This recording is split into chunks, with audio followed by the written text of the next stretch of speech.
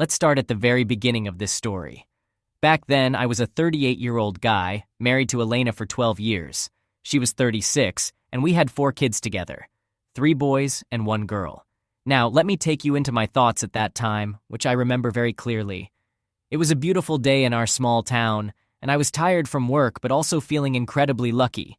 During that period of my life, my business was finally doing well.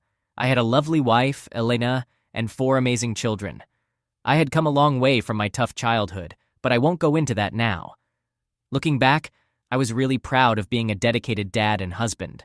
When I got home, I heard my kids laughing. My 4-year-old Lucy rushed up to me with a drawing in her little hands. "Look, Daddy," she proudly showed me her artwork. "It's Uncle Dave and Mommy in a car." I chuckled at first, thinking it was just another one of her innocent drawings. Uncle Dave was my dad's youngest brother, 42 years old, and we taught our kids to call him Uncle.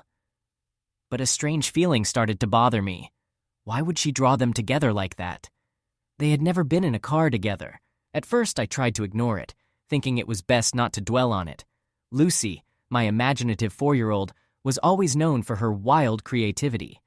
I remember the time she made up a story about a magical dragon living in our backyard, eating all her veggies so she wouldn't have to. Considering her imaginative nature, it didn't seem too unusual for her to create a strange drawing.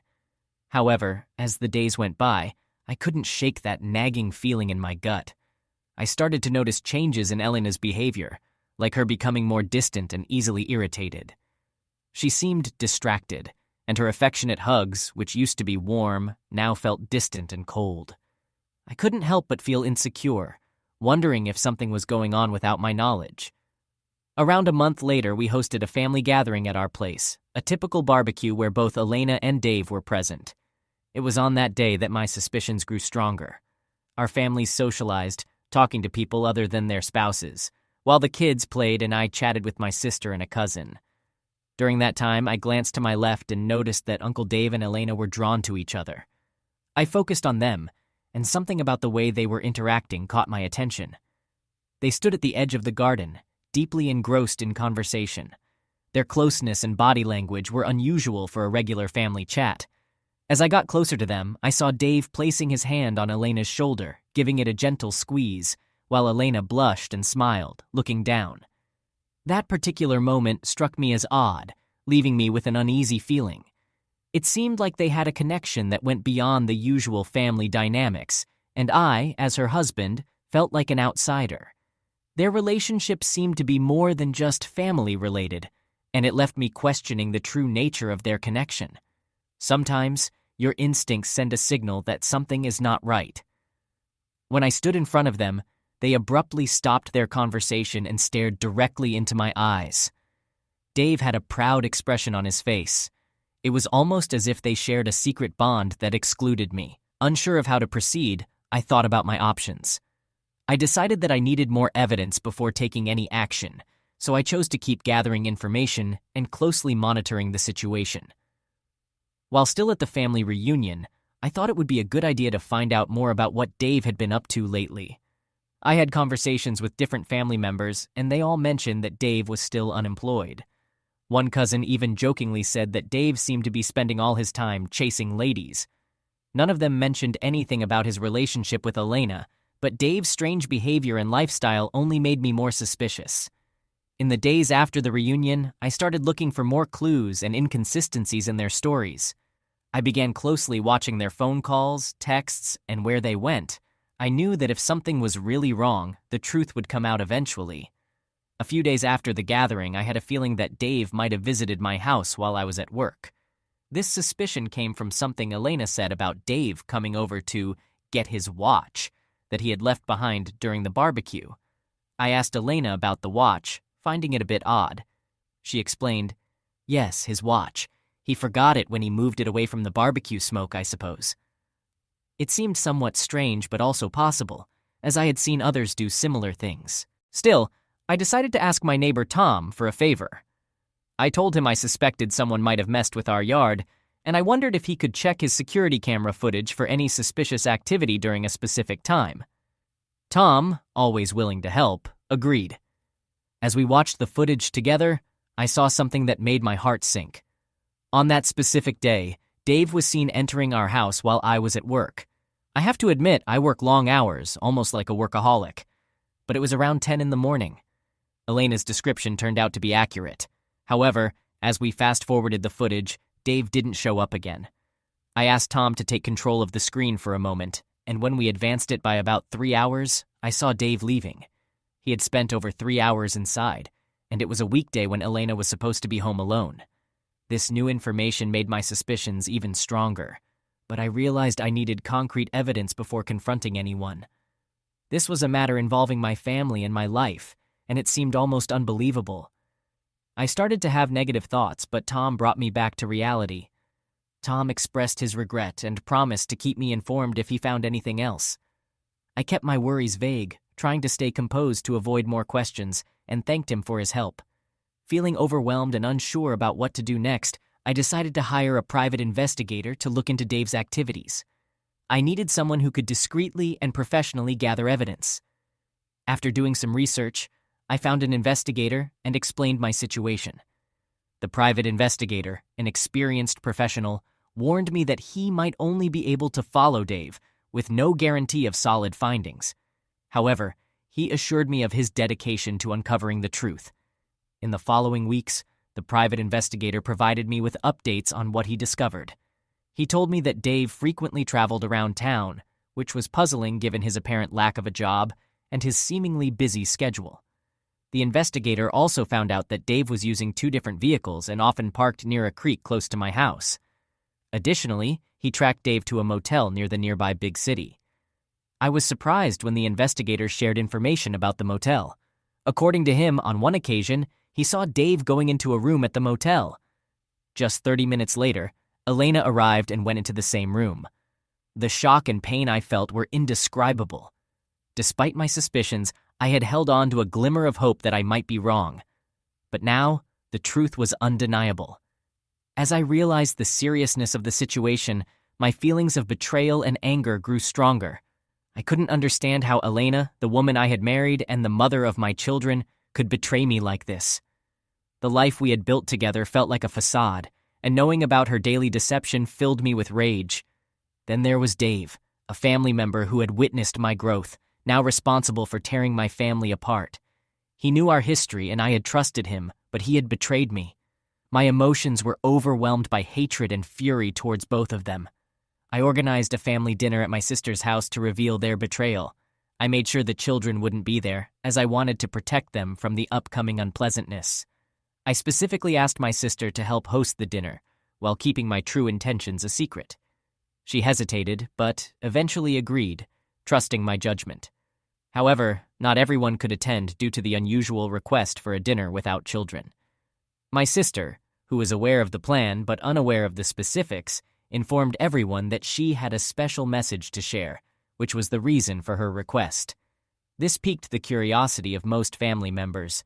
As the day of the dinner approached, I felt a looming sense of darkness. I knew that I was on the verge of upending our lives, but I couldn't allow Elena and Dave to escape the consequences of their actions. The profound sense of betrayal fueled my determination to hold them accountable.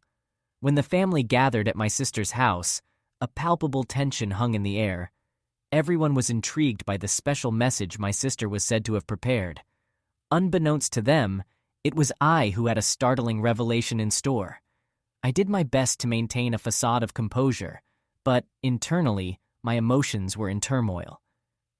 The dinner commenced with the customary lighthearted conversations and laughter, but I couldn't fully engage. My thoughts were fixed on the impending moment when I would expose Elena and Dave. As the evening unfolded, I decided it was time to unveil the truth. I rose from my seat, my heart pounding in my chest, and cleared my throat to capture everyone's attention. The room fell into silence, with all eyes fixed on me. Gasps echoed throughout the room, and astonished expressions turned toward Elena and Dave. They both appeared stunned, resembling deer caught in headlights, their faces drained of color and eyes widened with fear. My sister, who had trusted my intentions without knowing the details, mirrored the shock of everyone else, but remained silent. As you can imagine, this has been a devastating revelation for me and our family. I simply couldn't bear the weight of this secret any longer.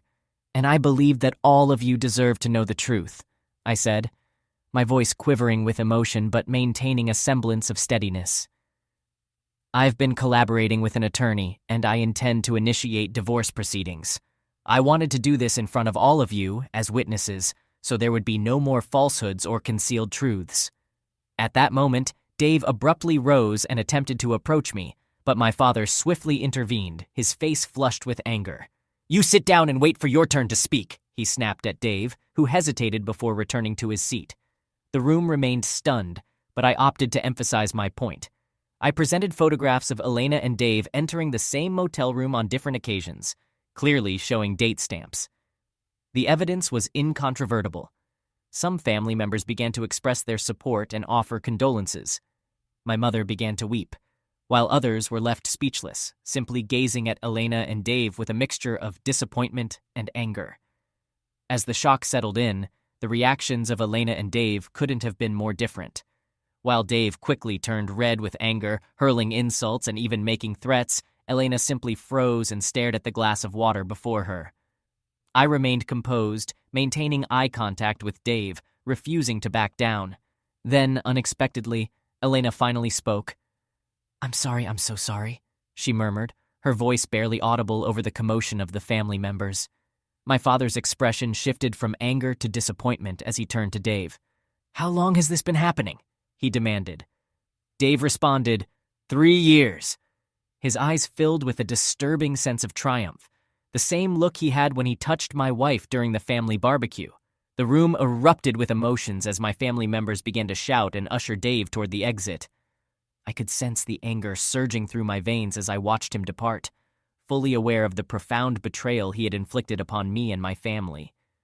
With the commotion subsiding and Dave being escorted out of the house, the attention in the room shifted towards Elena and me.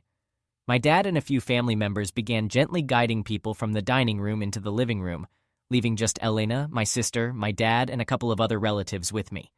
As the door closed behind us, a heavy silence filled the room. My inner turmoil of anger and betrayal was a challenge to control, especially with Dave's revelation echoing in my mind. 3 years. I hadn't anticipated it lasting that long. My anger escalated, evident in my tone as I questioned Elena. "What do you want, Elena? You didn't just do this to me, you did it to our kids too." Elena admitted, "It's true, I'm so sorry." I inquired if that was all, my voice appearing calmer, although my growing anger was apparent. My dad and sister intervened to help calm me down, while 2 of my female cousins stayed with Elena. She continued to beg for forgiveness, repeatedly expressing her remorse and claiming it had only been 2 months. However, none of us were in the mood for such explanations. Cheating is cheating. I informed her that we were going home, and she could stay at the motel while I took care of the kids. Gradually, I regained my composure and focused on the necessary tasks at hand. I apologized to my sister for not informing her earlier, but everyone in the room understood why I had taken the actions I did. They assured me of their support for both me and the kids, pledging to assist us through this challenging period. One of my cousins volunteered to drive Elena to the motel, while another went to collect her necessary belongings from our house. It marked a somber conclusion to what had commenced as a family dinner, but I understood that it was merely the initial stage of a lengthy and painful journey ahead. Elena departed from the family dinner that evening accompanied by one of my cousins, while another cousin joined me to retrieve her essentials from our residence. During the packing process, I retrieved the suitcase I had prepared in advance, which contained the divorce papers. Although I wasn't certain it contained everything she needed, it included all the essentials and the divorce documents. When my cousin delivered the suitcase to the motel, she discovered Elena lying on the bed, crying and trembling. As she unpacked Elena's belongings, the divorce papers drew her attention, and she set them on the nightstand. Elena noticed them and immediately panicked, shouting and pleading for forgiveness, begging my cousin to take her back home. She exclaimed, "It wasn't 3 years. It was only 2 months. I did it, but it meant nothing." After some time, she grew calmer, and one of my cousins gently took the papers from her, kindly explaining that it was a necessary step. Elena fell completely silent as they left her alone in the room. It was a challenging moment for all of us, and I couldn't help but experience a sense of sadness and remorse as I reflected on the unfolding events.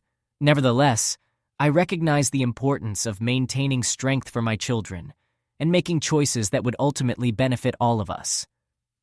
Following 2 nights spent at the motel, Elena returned home. I awaited her arrival with my sister, and when she appeared, our children rushed up to her, seeking hugs and kisses. Seeing our children so overjoyed to be reunited with their mother truly pained me, especially considering her actions. Once we were alone as adults, my sister kept the kids occupied, and Elena and I engaged in a lengthy conversation about our predicament. Elena appeared worn out, appearing almost a decade older than the last time I had seen her. We came to an agreement that she could remain at home with the children for a short period, but we would occupy separate rooms, and I would proceed with the divorce proceedings. As the days passed, Elena grew increasingly desperate in her efforts to win me back.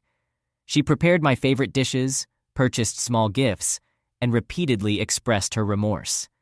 Initially, I appreciated her gestures, but it soon became apparent that her actions were motivated more by self-interest than a sincere desire to make amends and accept the divorce.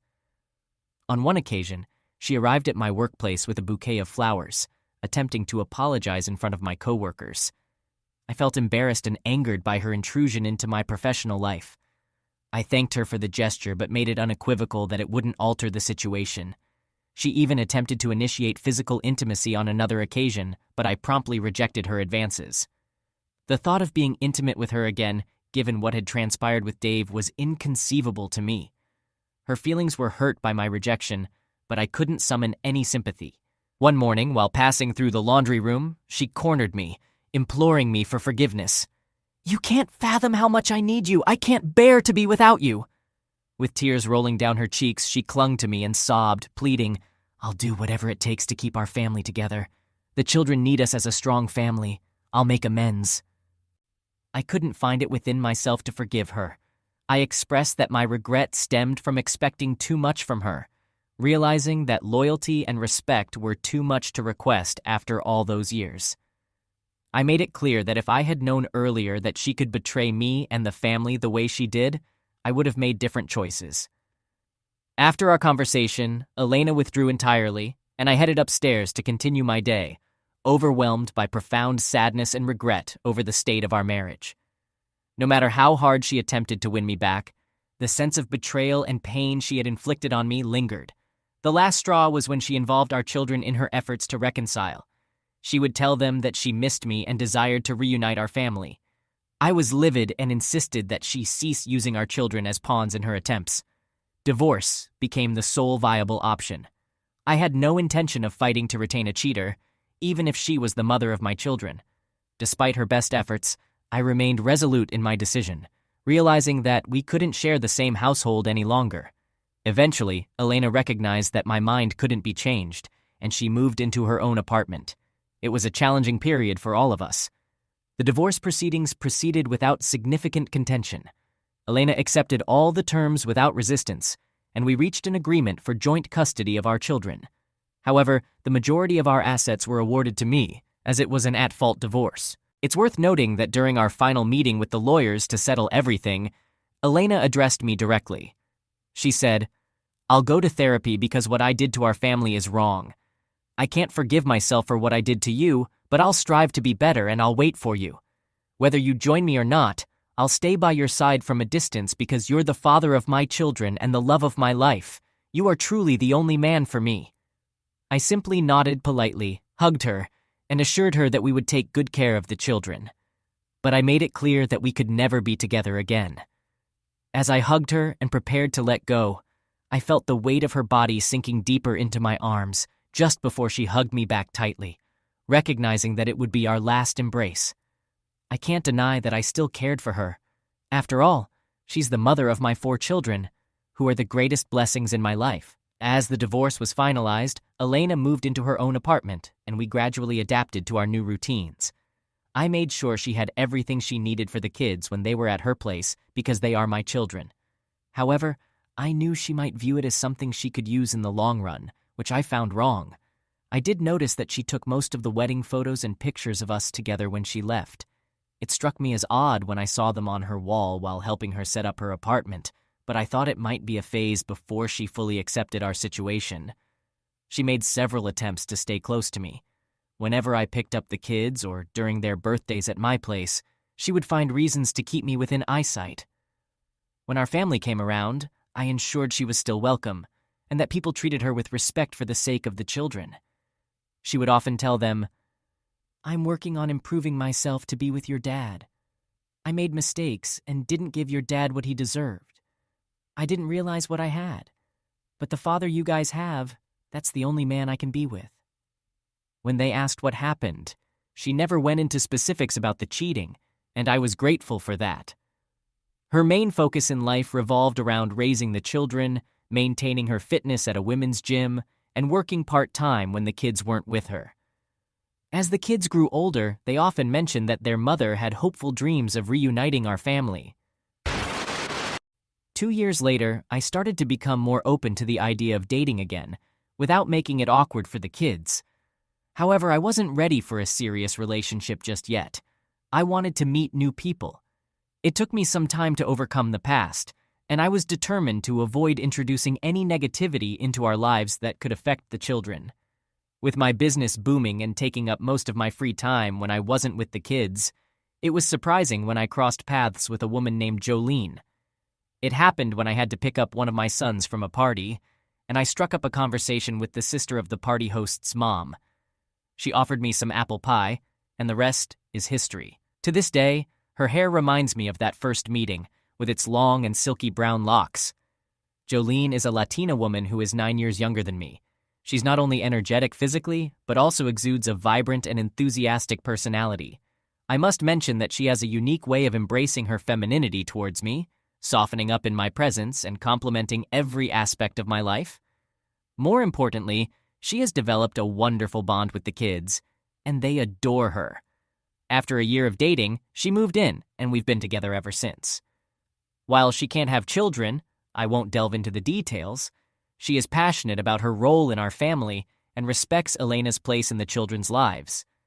Any unintentional boundary crossing is handled with care. On one occasion, Jolene had to excuse herself to our daughter because she was concerned that she might be inadvertently hurting her mom, Elena. This happened after they had gone shopping together multiple times and had a great deal of fun. Our daughter expressed that shopping was her favorite pastime and that she enjoyed spending that time with Jolene. From then on, they shared a fascination for fashion. The boys playfully teased them, especially when they started sharing a walk-in closet, a tradition that continues to this day.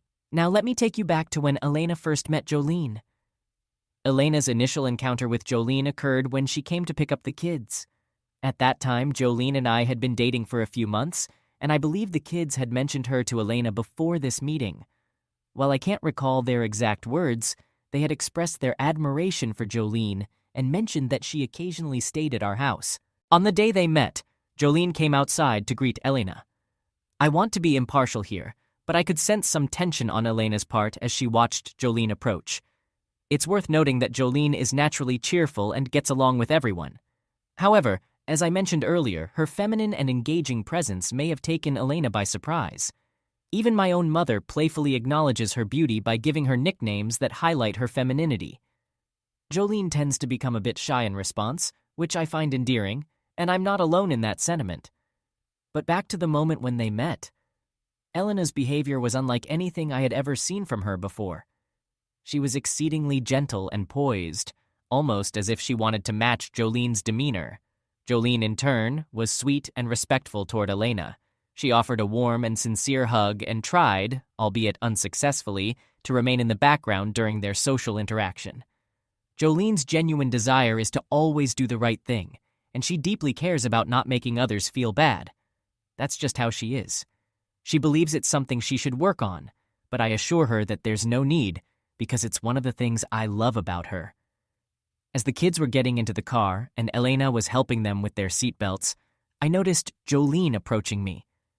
She actively refrained from hugging the kids goodbye or assisting with the seatbelts, and I could feel her nervously squeezing my arm. Then, something unexpected happened. As the kids were getting settled in the car, one of our sons jumped out and called for a hug from Jolene. The others followed suit, except for the oldest, who waved from inside the car. During this moment, Elena stood next to the driver's seat and gave me a look that revealed profound heartbreak in her eyes. It was a heartbreak deeper than anything I had seen when we were finalizing our divorce with the lawyers present. I never discussed it with her, but in that moment, I could see into her soul. She was filled with regret and shame, utterly devastated by the realization that I, along with the kids, had formed a strong and healthy family unit without her. She wasn't just replaced. The truth hit her even harder. Her kids were now living in a wonderful household as a complete family unit, and her ex-husband, whom she had cheated on, had found a better woman in his life in every way. I have to admit, when I first found out about the affair, I wanted revenge, and I was furious at both my uncle for betraying us and Elena. However, it pained me to see her still hoping and trying. At this point, I genuinely want her to find happiness as well, but it's no longer my problem. She made the choice to pursue a relationship with creepy Uncle Dave, and she has to deal with the consequences. But let's get back to the encounters because there's more to the story. It actually got worse. The first time, right after that encounter at my house, I went to pick up the kids at Elena's place. I did it alone because Jolene didn't want to make Elena uncomfortable, and she preferred to prepare for the kids just before they arrived home. So there I am at Elena's place. The kids are too busy to greet their dad, and Elena asks me to talk privately. She doesn't start with small talk. She jumps right into it, asking me, they talk about her a lot, but I think it could hurt them if she isn't serious. How serious is it? She knows me well. She knows that when I commit, it's for the long run. She was just trying to provoke a reaction. I noticed because she spoke in a playful tone and kept getting close when we talked. I made sure to maintain some distance by positioning myself differently. I sighed to express how absurd and hypocritical her question was.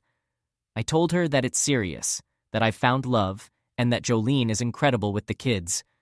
I assured her not to worry because Jolene would be a permanent, stable presence in their lives. I noticed a look in Elena's eyes that I hadn't seen in a long time, a brief flicker of anger, almost imperceptible, quickly replaced by sadness, before she put on a facade of happiness and relief. Elena and I had always communicated awkwardly when it came to our kids.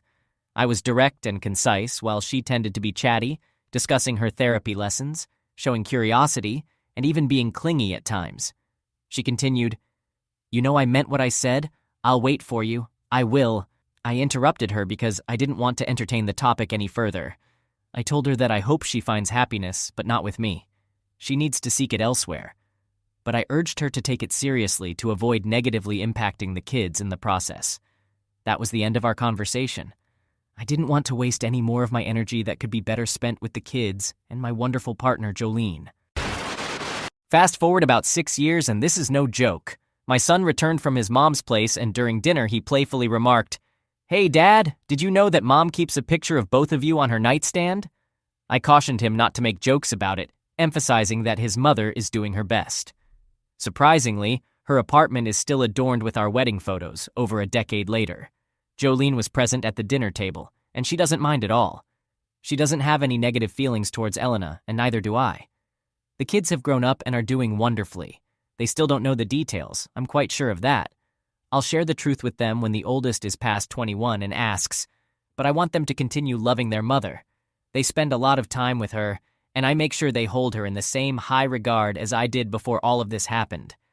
I've never mentioned to my daughter about her drawing. She doesn't remember it, and I won't connect her to her parents' divorce or her mother's past actions. Elena is terrific with the kids.